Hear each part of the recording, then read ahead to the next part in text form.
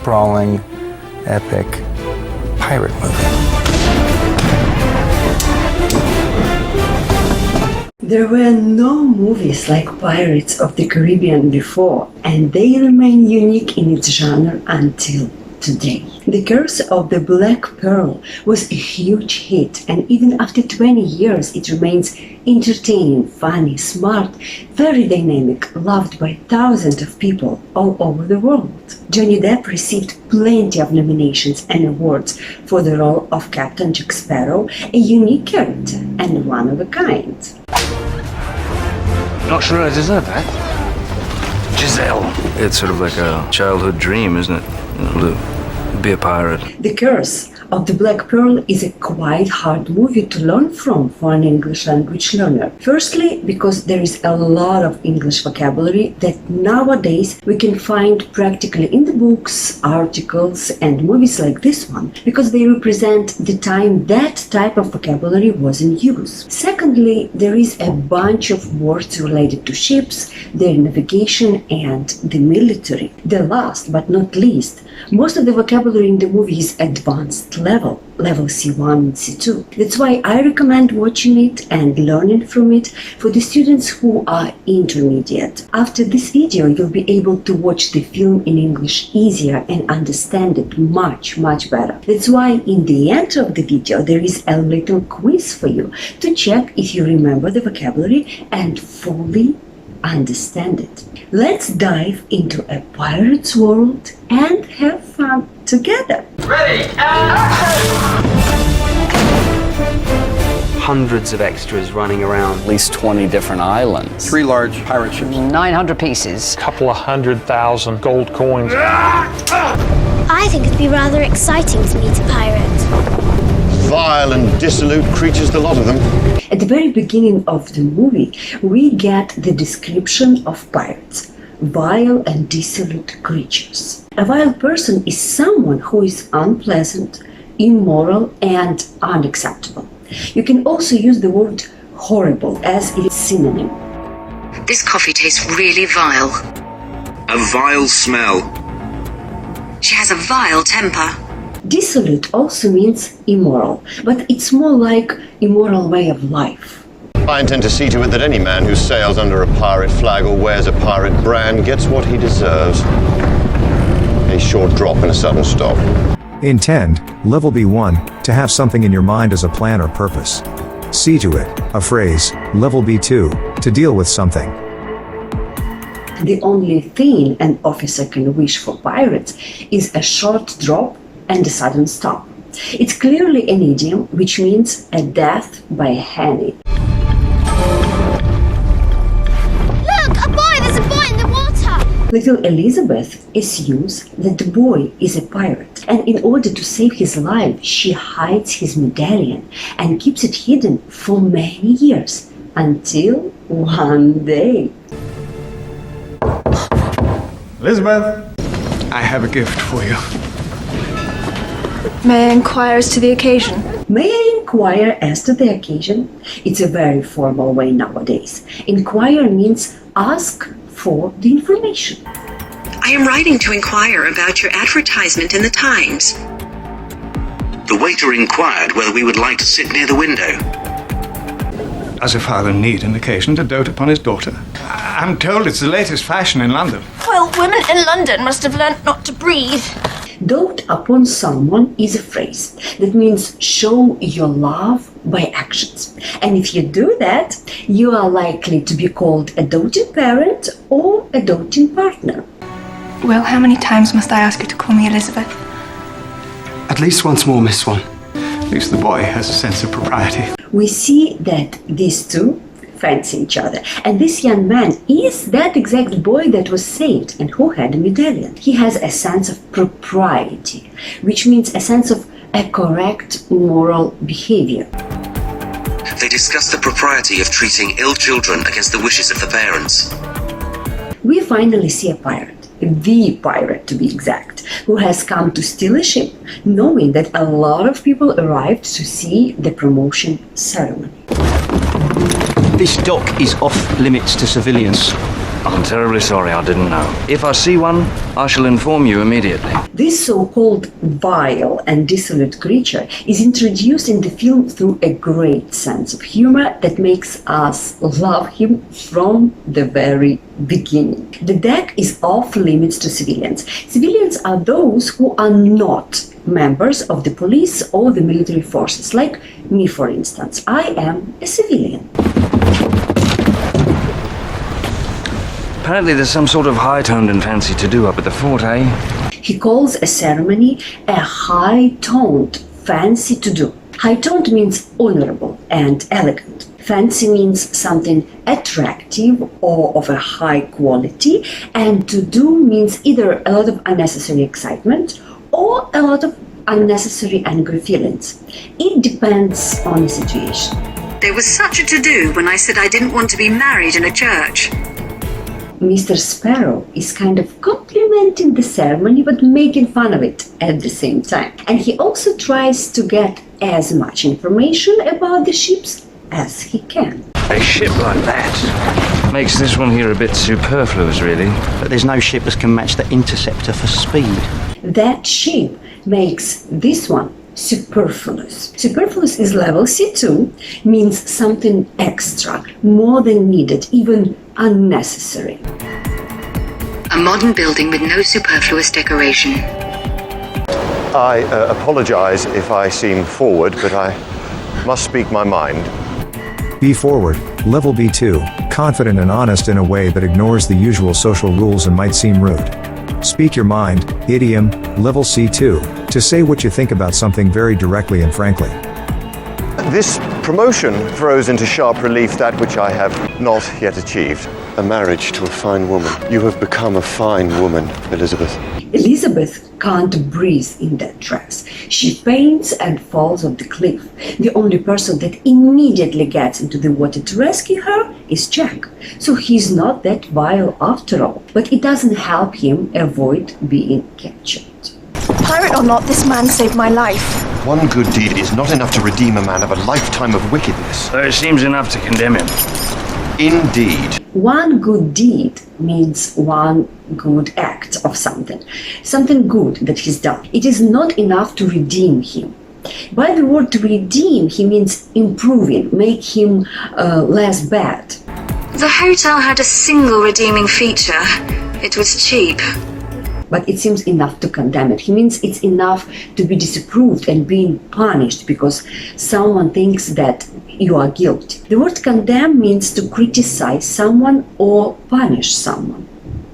She knew that society would condemn her for leaving her children. Commodore Norring's in my effects, please. And my hat. You're despicable. Sticks and stones, love. You are despicable. You are immoral and cruel. She insults him and Jack replies, sticks and stones. For non-native speakers, this clearly looks like some kind of expression. Otherwise, it wouldn't make any related meaning to it, right? So it's a saying from the kid's poem.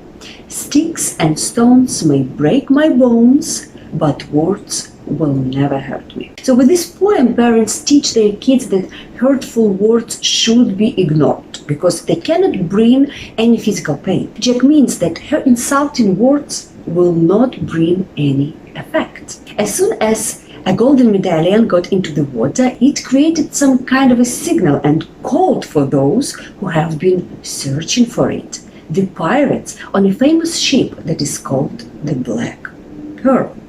It's the pearl. Black Pearl? I've heard stories. She's been preying on ships and settlements for near 10 years. Prey on somebody, or something, a phrase, to hurt or deceive people, especially people who are weak, to take advantage of them, catch and kill. In the English language, a ship is always a she. It's not he and it's not it. The Black Pearl sails usually at night. Then we're building that exact boat again on top of the barge where it can be taken out into the open seas and then sailed. You've got something of ours and it calls to us. Parley. I invoke the right of parley. I invoke the right of parley. So what is she asking them? If you invoke a law or a rule, you say that you are doing something because the law allows you or forces you to. So we understand that parley is either a law or a rule. It's an old-fashioned word and it means a discussion in which enemies try to achieve peace. If an adversary demands parley, you can do them no harm until the parley is complete. Blazes with the code. She wants to be taken to the captain. Adversary, formal English, an enemy, someone you're fighting against. Go to blazes, a slang idiom, used to tell someone to go away in a rude way. And she'll go without a fuss. We must honor the code. She'll go without a fuss to see a captain. Without a fuss is an expression that means without any difficulties or without any problems. There is a phrase with the same meaning. No muss, no fuss. For example, the whole process takes only 20 minutes. No muss, no fuss. The deepest circle of hell is reserved for betrayers and mutineers. Jack Sparrow calls the pirates mutineers, and we find out that they are cursed. So there is a curse. That's interesting. They are not really alive, but not dead at the same time. When soldiers or sailors refuse to obey the person who is in charge of them, it is called mutiny, and they are mutineers. I am here to negotiate the cessation of hostilities against Port Royal. There are a lot of long words there, miss. We're naught but humble pirates. I am here to negotiate the cessation of hostilities. Cessation means a stop or a pause and is used in the expression cessation of hostilities, which is a stop in fighting, and it's usually about a war. Making fun of her, he uses long words, as he says, yes, in his reply as well. I want you to leave and never come back. I'm disinclined to acquiesce to your request. Means no. Long words indeed. To be disinclined to do something is a formal phrase that means to do something unwillingly or not want to do something at all. I was disinclined to talk to Sam about it. I am disinclined to acquiesce to your request. Acquiesce to something is another formal phrase that means do what someone wants, even if you don't agree with it. We can paraphrase his answer like, I don't want to do what you want me to do. Here you can clearly see the difference between the beginner level and advanced formal English. Elizabeth hands him the medallion in exchange of peace, and the pirates leave, but take you with them. You are familiar with that ship, the Black Pearl? I've heard of it. Where does it make berth? Where does it make berth? They took Miss Swann. Oh, so it is that you found a girl. Berth is a place where ships stop and are tied up. So make a berth is to stop a ship somewhere. What's your name? Will Turner. Will, Mr. Turner? I shall take you to the Black Pearl and your bonny lass. Bonny lass are Scottish words that mean a beautiful girl. Jack agrees to help Will after finding out his name. Interesting. That's interesting. This is either madness or brilliance. It's remarkable how often those two traits coincide. Jack is being sarcastic by saying that madness and brilliance coincide. But it's a quite realistic statement, isn't it? He calls them traits. Traits are characteristics or particular qualities in someone's character. A mental illness associated with particular personality traits. Remarkable is something unusual, surprising, and even worth mentioning. Madness and brilliance coincide. So coincide is level C2. He means that they are happening at the same time or that they are very similar. When our vacations coincided, we often holidayed together. The cloth had a natural look which coincided perfectly with the image Laura sought. We can paraphrase this sentence saying, it's surprising how these two human characteristics are similar. You knew my father. I know him. Probably one of the few who knew him as William Turner. Everyone else just called him Bootstrap or Bootstrap Bill. So Will's father was actually a pirate and was called a bootstrap. Bootstrap. Good man. Good pirate. Bootstrap is a loop at the back of the boot to help you to pull the boot on. So Jack also says that he was a good man. So by his name Bootstrap, we understand that his father helped other people. What makes you think Barbossa will give up his ship to you? Let's just say it's a matter of leverage, eh? Jack and Will need a crew to sail, and Jack wants the Black Pearl. He says it's a matter of leverage. Leverage is the influence that you use to get what you want. So what kind of influence he has? That is the child of Bootstrap Bill Turner. His only child. Savvy?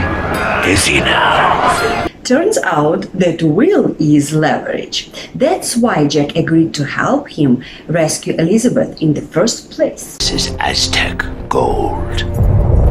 One of 882 identical pieces they delivered in a stone chest to Cortez himself. Elizabeth, meantime, is having a dinner with Barbossa, the captain, and is about to find out the truth about the curse. But the greed of Cortez was insatiable. So the heathen gods placed upon the gold a terrible curse. The greed of Cortez was insatiable. Insatiable means to always want more and more of something, like unsatisfied desire. His insatiable appetite for power. Our insatiable thirst for knowledge. You can use this word to describe your desire, demand, love, appetite, anything. An immortal that removes but a single piece from that stone chest shall be punished for eternity. An immortal who takes the piece of gold. Mortal means someone who can die. If you say immortal, it's the opposite thing, something that can live forever. An immortal will be punished for eternity. It's the time without an end, like also the word forever. All the scattered pieces of the Aztec gold must be restored, and the blood repaid. All the scattered pieces must be restored. It means must be put back, yeah? If they took all the pieces and spent them, it means that the gold must be all over the world, yes? So scatter is the word of level C2, means to throw things around all over a wide area in different directions. And scattered is the adjective with the same meaning. Thanks to ye, we have the final piece. And the blood to be repaid? Now we understand why they captured her, yes? The pirates need the blood of the gold possessor, the one who stole the gold. For too long I've been parched of thirst and unable to quench it. Too long I've been starving to death and haven't died. Barbossa explains how it is to be not alive and not dead at the same time. He says he was parched of thirst. Thirst is a need for a drink, and when you're thirsty, it means you want to drink something, but parched is to be dried out. It's like to be extremely thirsty. So instead of saying very thirsty, you can say I'm parched. So he's been parched of thirst and unable to quench it. This word means basically to satisfy your thirst and drink something, or use water to put out a fire. Both these words, thirst and quench, are used if you desire something very much. For example, your thirst for knowledge will never be quenched, meaning your desire for knowledge will never be satisfied. Not a lot's known about Jack Sparrow, for he showed up in Tortuga with a mind to go after the treasure of the Isla de Morta, back when he was captain of the Black Pearl. What? Have a mind to do something, idiom, level C1. If you have a mind to do something, you want, intend, or choose to do it. You can also say, with a mind to do something, put my mind to do something, or set my mind to do something. Failed to mention that. Well, he placed things closer to the vest now. A hard-learned lesson it was. The ship was taken from him by Barbossa. Jack kept it a secret. At night, there was a mutiny. They marooned Jack on an island and left him to die. The full idiom sounds play cards close to the vest or play cards close to the chest. Both of them are in use and correct. Now people usually say keep it close to the vest, which means keep your plans or intentions a secret, the one that only you know.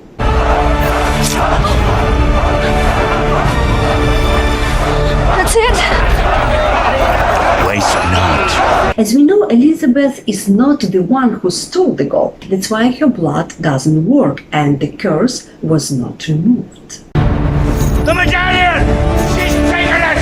Get out, you feckless pack of ingrates! You feckless pack of ingrates. Ingrates are those who are not grateful, and feckless are people who lack determination and not achieving anything. You swore she'd go free! Don't dare impugn me on her, boy! I agreed she'd go free, but it was you who failed to specify when or where. Don't dare impugn my honor. Impugn means to doubt someone's character, someone's qualities, reputation, honesty, courage, ability, and so on and so forth. I did not mean to impugn her professional abilities. You failed to specify when or where. Specifying means explain or describe something clearly and detailed. Regulations specify how long maintenance crews can work. The rules clearly specify that competitors must not accept payment. The rum! Yes, the rum is gone. Why is the rum gone? One, because it is a vile drink that turns even the most respectable men into complete scoundrels. Rum is the most valuable thing for a pirate, a precious thing, and seeing it wasted even for a good cause makes Jack furious. The first reason, she says, is rum turns respectable men into scoundrels. These are people without moral principles, those who treat others badly. Two, that signal is over 1,000 feet high. The entire Royal Navy is out looking for tea. But why is the rum gone? But why is the rum gone? Nothing can persuade him. Yes, he's a real pirate. That's my favorite scene in the movie. I love it. It makes me laugh every time. And what's yours?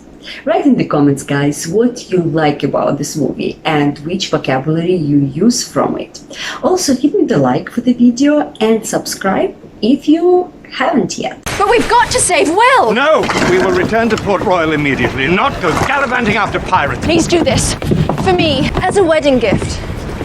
Gallivant, level C1, to visit or go to a lot of different places, enjoying yourself, reaching for fun, and not worrying about other things you should be doing. You knew William Turner?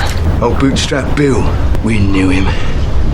Never sat well with Bootstrap what we did to Jack Sparrow. The mutiny and all. Will is trying to get some information about his father and what happened to him. Never sat well with Bootstrap what we did with Jack.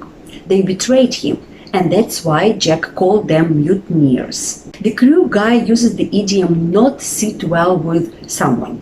There are also variations like not sit easily with someone and not sit comfortably with someone. This idiom means you don't like, you don't agree, or don't accept. It can be about a situation, idea, decision.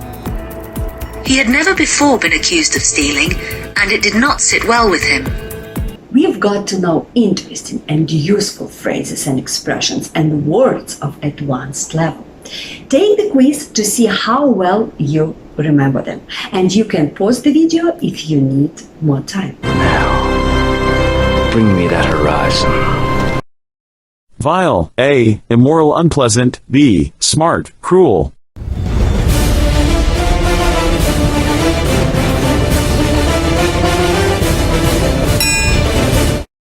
Inquire. A. Ask for information. B. Ask for permission.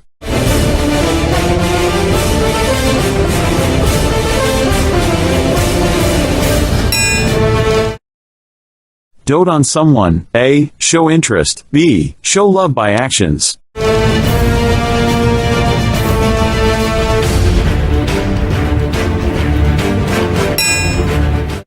Civilian. A. A member of military. B. Not a member of military.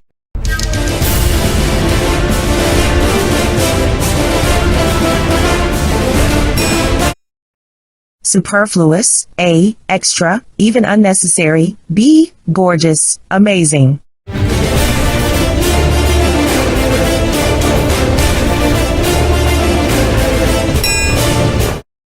Condemn, A. be on the same side, B. criticize, disapprove.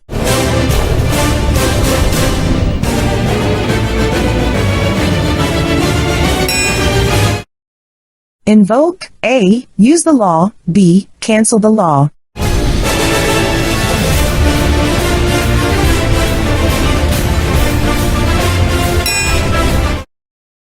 Acquiesce to something, A. disagree with something, B. do what others want.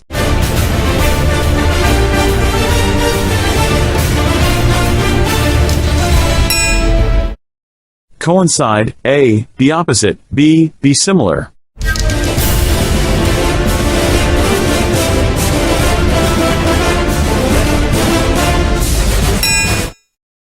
Leverage, A. something to help business, influence or money, B. a deal to make money.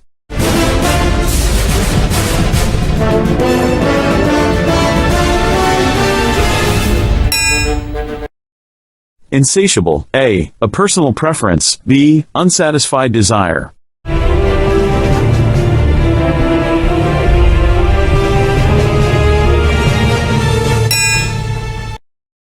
Scatter, A. spread over a large area, B. breakthrough.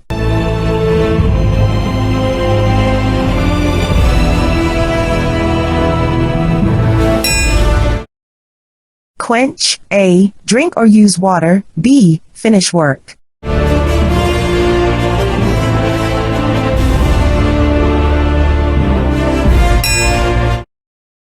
Impugn, A. improve, B. doubt.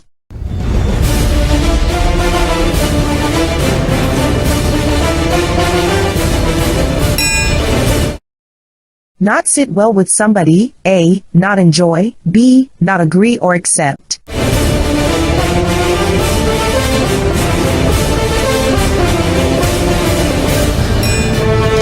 I believe you did great. Now you can watch the movie much easier in English, understanding and catching more and more interesting vocabulary for yourself. Thank you for being with me until the very end, and we'll meet again on Thursday. Drink up, me hearties, yo ho.